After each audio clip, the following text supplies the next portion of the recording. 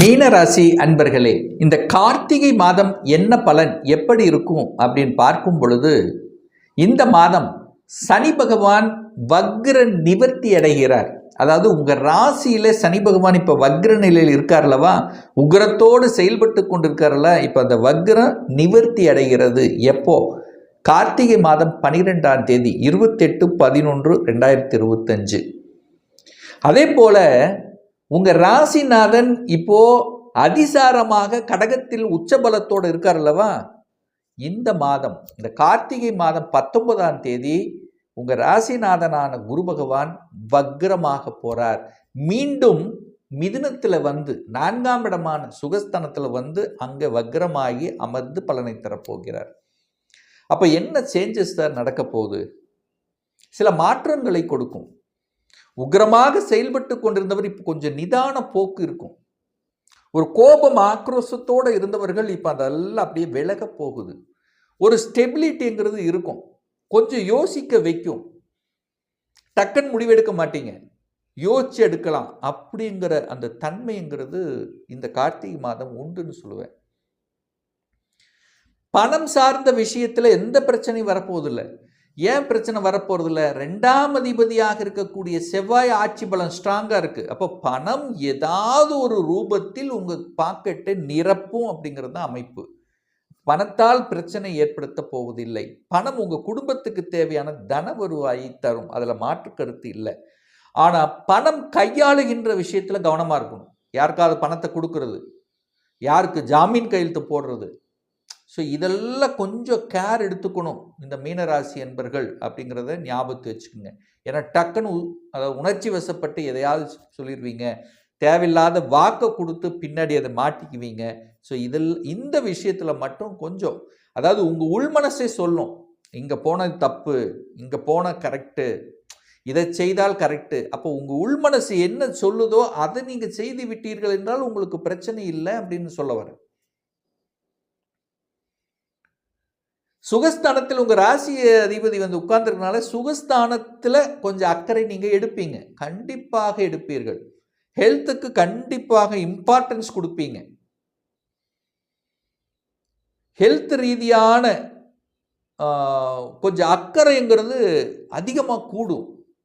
தாயை கண்டிப்பாக பார்ப்பீங்க. தாயினுடைய ஹெல்த் சார்ந்த விஷயங்கள், தாய் ரீதியில் இருந்து வந்த சில அவங்களுள்ள கஷ்டங்களை எல்லாம் போக்கக்கூடிய ஒரு மாதம் இந்த கார்த்திகை மாதம் அப்படின்னு சொல்லுவேன். சார், இந்த மாதம் வீடு வண்டி வாகனங்கள்லாம் வாங்கலாமா சார், இதில் ஏதாவது குறைபாடு வந்து விடுமா அப்படின்னா நிச்சயமாக இல்லை. ஏன்னா நீங்கள் போய் 4ஆம் இடத்துல தான் உட்காந்துருக்கீங்க. அந்த எண்ண ஓட்டத்தை கண்டிப்பாக கொடுக்கும். உங்கள் ராசிநாதன் 4ஆம் இடத்துல இருக்காங்கன்னா நீங்கள் உங்கள் உணர்வு, உங்கள் செயல்கள், உங்கள் சிந்தனைகள் எல்லாமே அந்த 4ஆம் இடமான சுகஸ்தானத்தின் மீது பதிய போகுதுன்னு அர்த்தம். அப்போ 4ஆம் இடத்துல என்ன இருக்கு? அங்கே தாய் இருக்கு. அப்போ தாயை பற்றி சிந்தனை ஓட்டங்கள் அதிகமாக உங்கள் மனதில் எழும். 4ஆம் இடத்துல என்ன இருக்கு? வீடு, வண்டி, வாகனம், இந்த தொழில் ரீதியில் சில திங்க் பண்ணுறது, விவசாயத்தின் மீது ஆர்வம் காட்டுவது, ஸோ இதை பற்றிய சிந்தனை ஓட்டங்கள் எல்லாம் கண்டிப்பாக இந்த கார்த்திகை மாதம் எழும். குழந்தைகள் நலன், குழந்தைகளை பற்றிய ஒரு கொஞ்சம் இது வரைக்கும் ஒரு வருத்தப்பட்டு இருப்பீங்களே, என் பையன் படிக்க மாட்டேங்கிறான், குழந்தை என் பேச்சை கேட்க மாட்டேங்கிறான், ஸோ இப்படியெல்லாம் நினச்சிட்டு இருந்தீங்கல்ல, இப்போ அதை கேட்பாங்க. அப்போ குழந்தைகள் மீது அக்கறை எடுப்பீங்கன்னு அர்த்தம். அவங்கள் மீது ஒரு உங்களுடைய பார்வை செலுத்தப்படும். கடன், நோய், எதிர்ப்பு, பகை, வம்பு, வழக்கு, கோர்ட்டு கேஸ் சம்பந்தப்பட்ட விஷயத்துல எனக்கு ஏதங்க 6 இருக்கு, பார்த்துக்கலாம் எதனாலும். 6ஆம் இடம் வலிமையாக இருக்குன்னு அர்த்தம். 6ஆம் இடம் வலிமையாக இருக்குன்னா கோர்ட்டு கேஸ் எது வந்தாலும் பார்த்துக்கலாம் அப்படின்னு தைரியமாக உள்ள இறக்க வைக்கும். ஸோ நெகட்டிவ் விஷயத்துக்குள்ள போகாமல் இருக்கிறது நல்லது. பட் ஸ்ட்ராங்காக இருப்பீங்க. நேருக்கு நேராக அந்த செவ்வாய் வேறு பலமாக இருக்கான். பேச்சு கடினமாக, கோபமாக, யாராவது உங்களை டெம்ப் பண்ண போது அவ்வளோதான். அந்த வீரம் அப்படிங்கிறது இந்த மாதம் மீனத்துக்கு அதிகமாகவே இருக்கும்.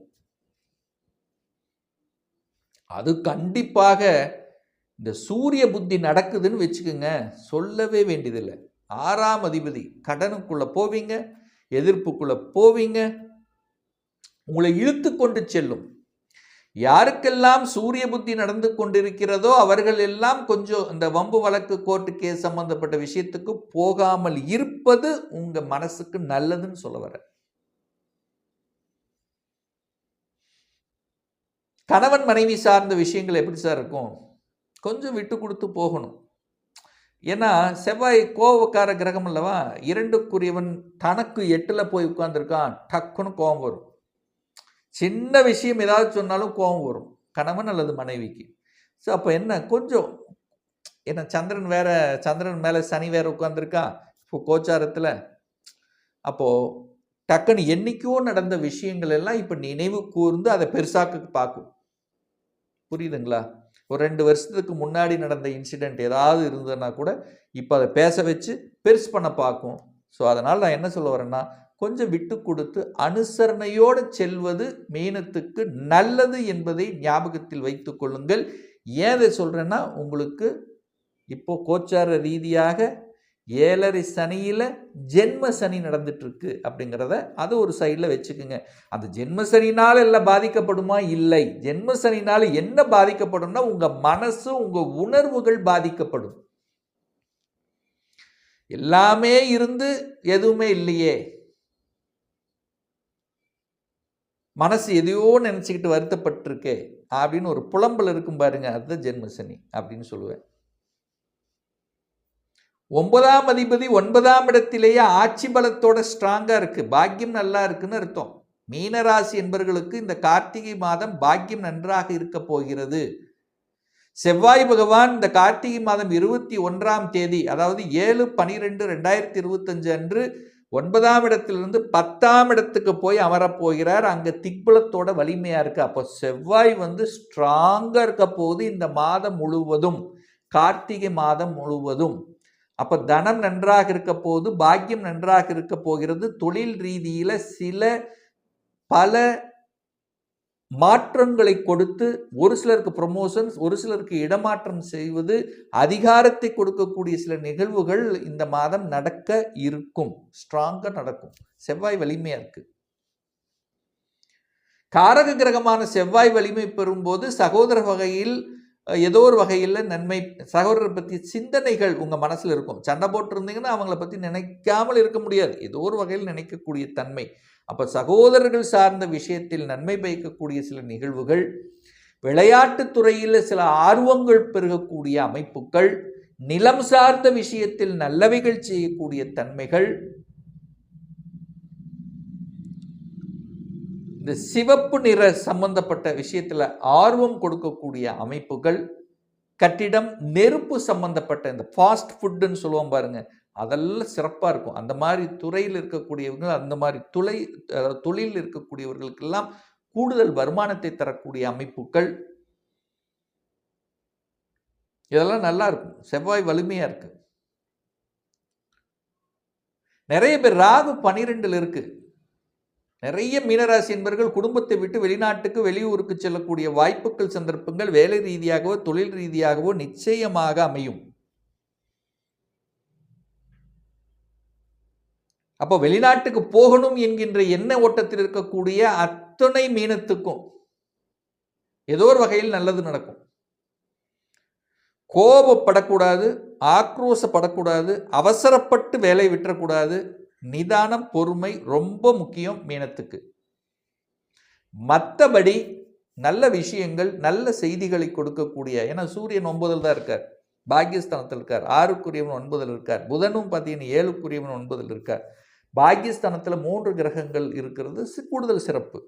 அப்போ நல்ல பாக்கியங்களை தரக்கூடிய, நல்ல தன்மைகளை கொடுக்கக்கூடிய, தன விஷயத்தில் ஏற்றத்தை கொடுக்கக்கூடிய ஒரு நல்ல மாதம் இந்த கார்த்திகை மாதம். நல்ல தெய்வ வழிபாடு. உங்க ராசிநாதன் வக்ரம் அடைகிறதுனால வியாழக்கிழமை தோறும் தட்சிணாமூர்த்தியை சென்று வழிபடுவதும் அல்லது நவகிரகத்தில் இருக்கக்கூடிய குரு பகவானுக்கு அர்ச்சனை செய்வதும் ரொம்ப ரொம்ப நல்லது இந்த மீனராசி அன்பர்களுக்கு. இன்னும் ஒரு துல்லிய பலன், திருமணம் எப்போ நடக்கும், எப்போ குழந்தை பாக்கியம் கிடைக்கும், வேலையில் எப்போ நமக்கு ப்ரமோஷன் கிடைக்கும், எப்போ நான் வீடு கட்டுவேன், இது போன்ற கேள்விகளுக்கும் ஒரு பர்சனல் கன்சல்டேஷன் எடுத்துக்கணும் என்று விருப்பமுடைய அன்பர்கள் டிஸ்பிளே தெரியக்கூடிய நம்பருக்கு வாட்ஸ்அப் மூலியமாகவோ ஃபோன் கால் மூலியமாகவோ தொடர்பு கொண்டு நேரடியாகவோ அல்லது ஆன்லைன் மூலமாகவோ கன்சல்டேஷன் எடுத்துக்கலாம். நேரடியாக கன்சல்டேஷன் எடுத்துக்கணும் அப்படின்னா நம்மளுடைய அலுவலகம் கோயம்புத்தூரில் அமைந்துள்ளது. இந்த பதிவு நிச்சயமாக உங்களுக்கு ஏதாவது ஒரு ரூபத்தில் யூஸ்ஃபுல்லாக இருக்குங்கிறதுல எந்தவித மாற்று கருத்தும் கிடையாது. நம்மளுடைய சேனலை நீங்கள் ஃபஸ்ட்டு டைம் பார்ப்பவர்கள் என்றால் மறக்காமல் சப்ஸ்கிரைப் பண்ணிக்கிங்க. பக்கத்தில் இருக்கக்கூடிய பெல் பட்டன் மற்றும் ஆல் நோட்டிஃபிகேஷனை கிளிக் பண்ணும்போது நான் போடக்கூடிய அடுத்தடுத்த பதிவுகள் உங்களுடைய நோட்டிஃபிகேஷனில் வந்து சேரும். மீண்டும் ஒரு நல்ல பதிவில் உங்களை சந்திக்கும் வரை உங்களிடமிருந்து விடைபெறுவது உங்கள் அஸ்ட்ராலஜர் டாக்டர் சதீஷ்.